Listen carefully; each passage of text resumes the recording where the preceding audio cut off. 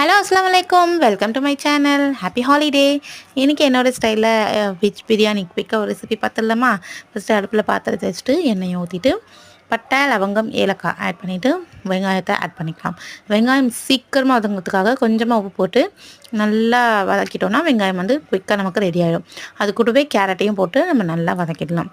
நல்லா வதக்கிட்ட பிறகு இந்த அளவுக்கு நமக்கு வெந்தால் போதும். அதுக்கப்புறம் மிளகாய்த்தூளை நம்ம எண்ணெயிலே ஆட் பண்ணிப்போம். மிளகாய்த்தூள் எண்ணெயிலே ஆட் பண்ணுறதால நமக்கு கலர் நல்லா தூக்கி கொடுக்கும். அந்த சாதத்துக்கு நம்ம ஆர்டிஃபிஷியல் கலர் சேர்க்க வேண்டிய அவசியம் இல்லை.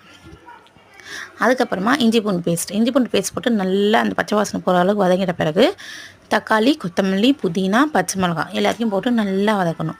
வதக்கிட்ட பிறகு நம்ம என்ன வெஜிடபிள்ஸ் ஆட் பண்ண போகிறோமோ, நான் இன்றைக்கி பீன்ஸு, உருளைக்கிழங்கு, அப்புறம் மீல் மேக்கர் சுடு தண்ணியில் ஊற வச்சுருக்கேன்.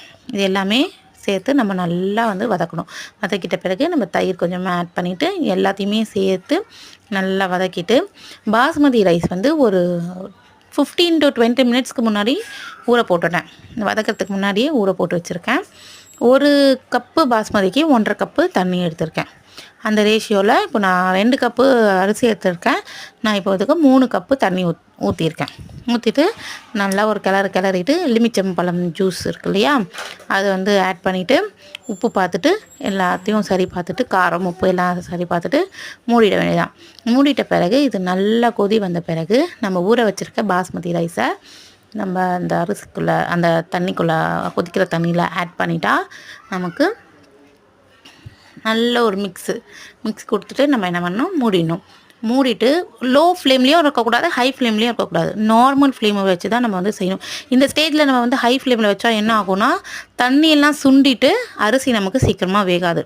ஸோ அதனால் மீடியம் ஃப்ளேமில் வச்சா தான் நமக்கு கரெக்டாக இருக்கும்.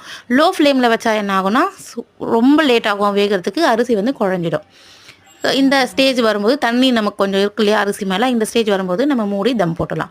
15 to 20 மினிட்ஸ் தம் போட்டு ஓப்பன் பண்ணி எடுத்தால் நம்மளோட சூப்பரான பாஸ்மதி ரைஸ் வெஜிடபிள் பிரியாணி செம்ம டேஸ்ட்டாக செம்ம லுக்கில் ரெடி ஆகிடுச்சு.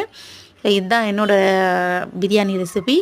இந்த வீடியோ பிடிச்சிருக்கோன்னு நம்புகிறேன். பிடிச்சிருந்தா மறக்காமல் லைக் பண்ணுங்கள், ஷேர் பண்ணுங்கள், சப்ஸ்கிரைப் பண்ணி சப்போர்ட் பண்ணுங்கள்.